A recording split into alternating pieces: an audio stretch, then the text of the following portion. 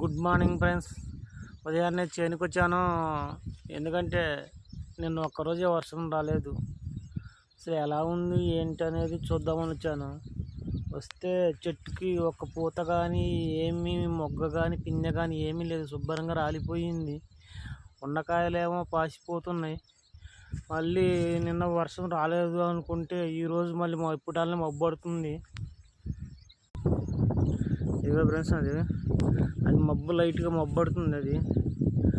అదే వస్తుందో పద్దో తెలియదు, చినికి చినికి చాట అయిద్దో వెళ్ళిపోద్దో తెలియదు.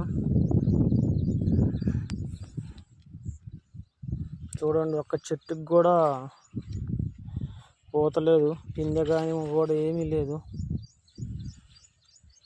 శుభ్రంగా రాలిపోయింది.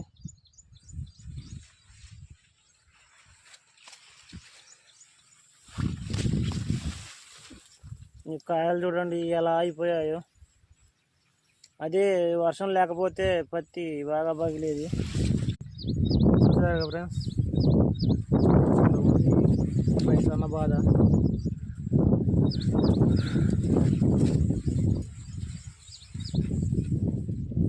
అసలు ఏమీ లేదు, ఘోరంగా ఒక్క మొగ్గ అంటే ఒక్క పూత అంటే ఏమీ లేకుండా అయిపోయింది చేలో.